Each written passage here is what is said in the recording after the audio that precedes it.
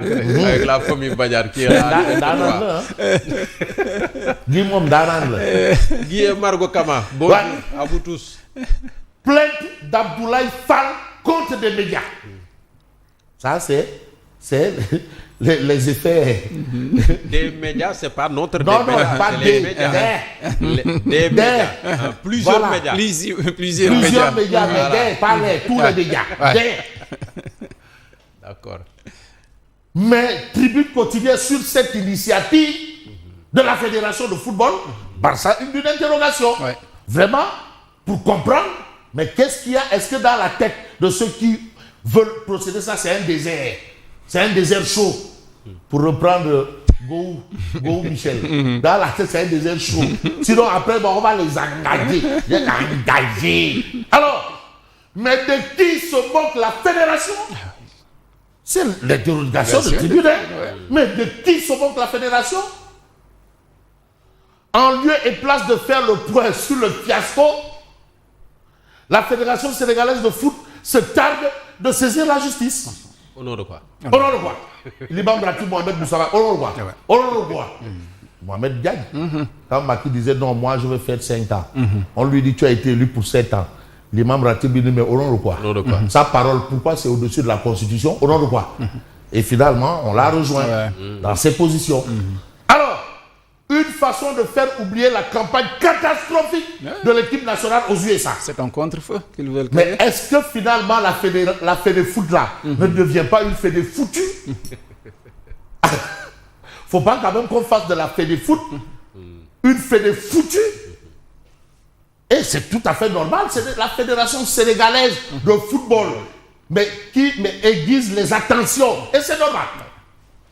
L'instance fédérale cible un article de Sport News Africa que Sénéweb a également largement relayé, intitulé Mondial des fédéraux aux USA, soirée de gala. Madame de Ndon Mumbai.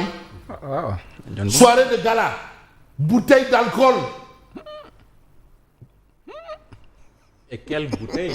Pas les bouteilles chomo chomo là. Ah oui. Pas les mbalo ou les ngourngouran. Parce que ngourngouran et mbalo, c'est pas ça. Affaire de grand. Mbalo. Pas de mbalo et de ngourngouran. Présence de galantes compagnies. Madame ay denguet quoi, ay nice.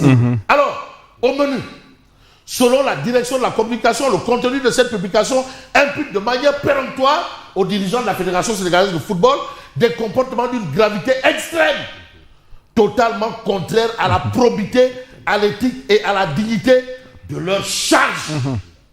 Mais il faut bien qu'il y ait débat. Est-ce vrai ou pas? À mon avis, un simple démenti aurait suffi. Je m'excuse du terme, mais il y a des confrères qui avaient titré du foot à la foutaise. À la foutaise. Du foot à la foutaise. Pour résumer tout ça.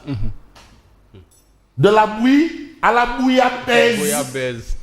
C'est eux qui devraient être De traduits. la bouillie à la bouillabaisse. Alors, vous avez ça. De qui se moque la fédération? Ou bien, pour qui se prend Abdoulaye Fall? Bon, ça dépend de ce qu'on veut sous-entendre dans ce qu'on entend. En attendant, on reste avec Tribune. Pas de ministre ni DG issus de ses rangs. Les parents de Younous Ala, ils font du khuntu. Et ils ont beaucoup khuntu. Khuntu bon, parlez au coup. Oui, khuntu bon, vous parlez. Non, les khuntu bon, joy. Mom qui est du goût lel. Xam na lu wax. Am na Kor, am na Ali. Kor. Les khuntu bon, lui, il s'en tape. Alors, et pourquoi Younousa?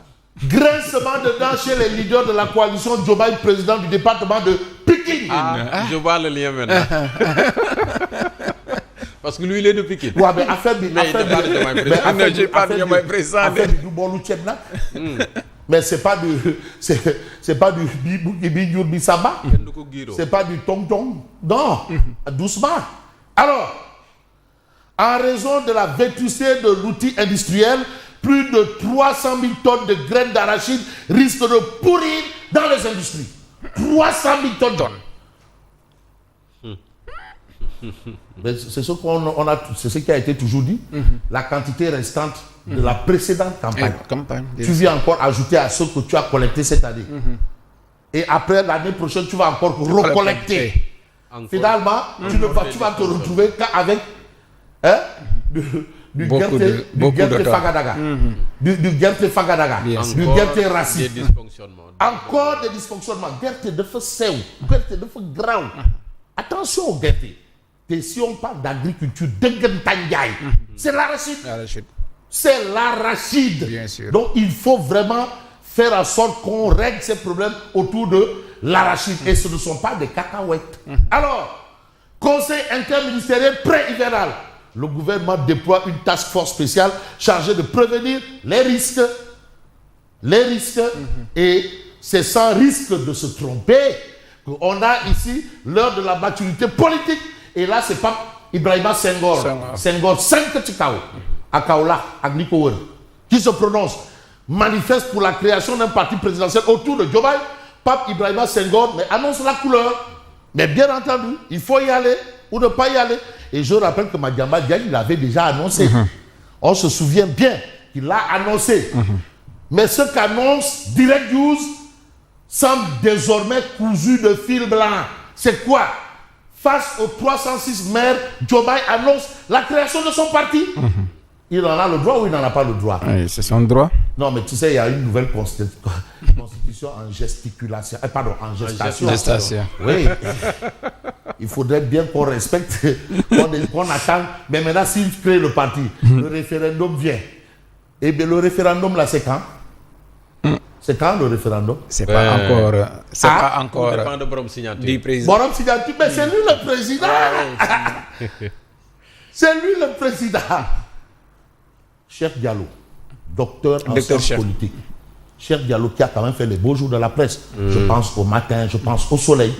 Qui a eu quand même la notoriété d'interroger Alassane Dramane Ouattara. Cette belle interview de Alassane Dramane Ouattara. Alors, opposant, frappé de l'ivoirité. Cheikh Diallo a tendu le micro à Ouattara. Mais il nous dit qu'il n'y aura pas de référendum.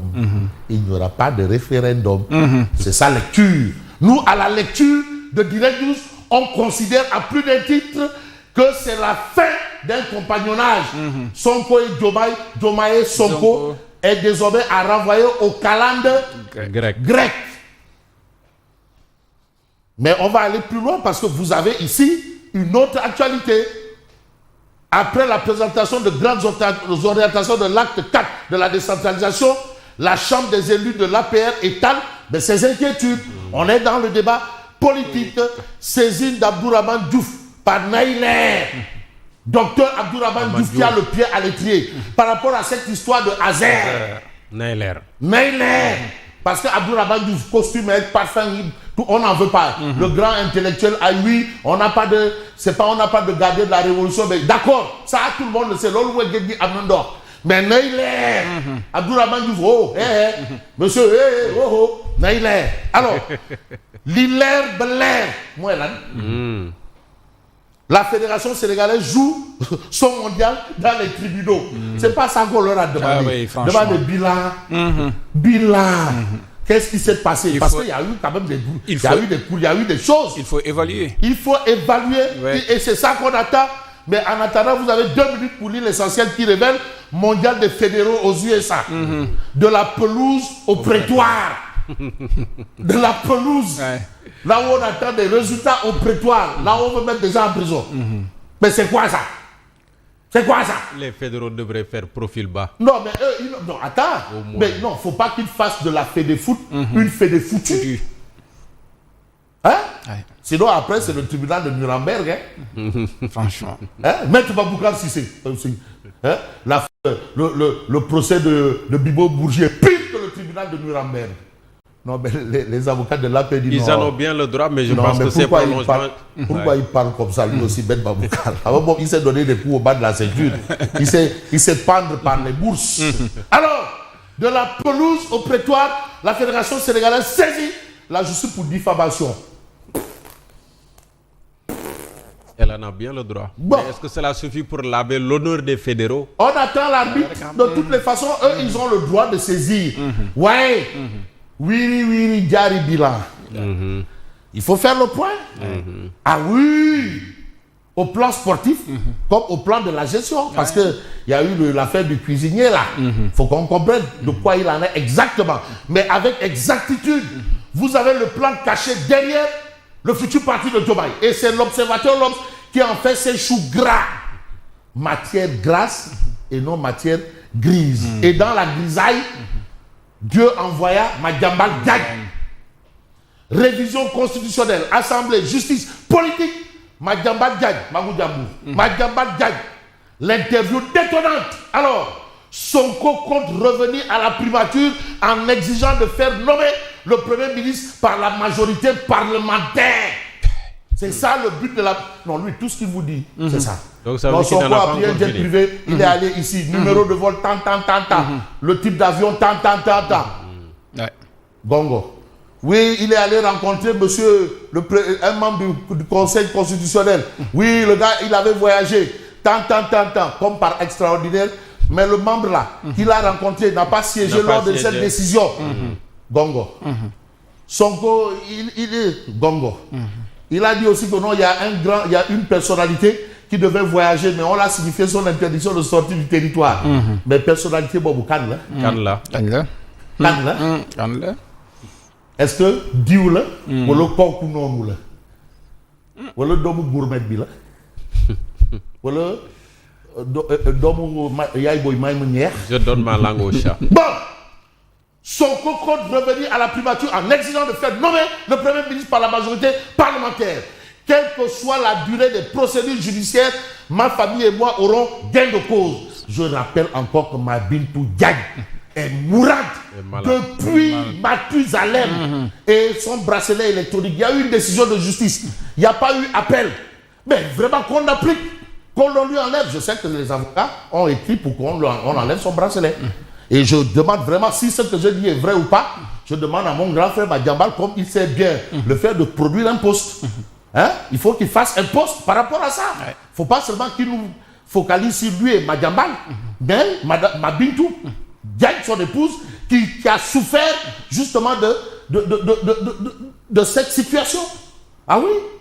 Donc vraiment, je veux savoir, il y a des avocats qui ont dû écrire pour rappeler que, et le bracelet. Bon, on va peut-être laisser les histoires de bracelet pour terminer. Et j'ai envie de prendre le peuple quotidien. Et vous avez ici les week-ends de Baba et Aïdara, quand nos habitudes deviennent des infractions. La leçon du mondial 2026, c'est par rapport à justement le cuisinier de la tanière. Ouais. Voilà ce qui s'est passé. Ce qui est banal au Sénégal ne l'est pas aux États-Unis. Attention. C'est pour cela, quand on envoie des délégations, c'est vrai, il faut mettre de l'argent. Il faut choisir les hommes, mais il faut aussi former par rapport aux lois et coutumes du pays où ils vont. Ça aussi, c'est une autre paire de manches. Et c'est ce qu'essaye de faire aujourd'hui, comprendre Baba Aïdara, dans les week-ends de Baba Aïdara. Mais également, le peuple quotidien parle de candidature à l'ONU. Après la Corée et la Chine, la Grèce déroule le tapis rouge au président Macky Sall. À bon entendeur, salut et bon week-end. Pas encore. Le rendez-vous du dimanche. En tout cas, on avec toute la vérité. Qui va dire ces vérités? Toute la vérité. On aura les vérités de qui?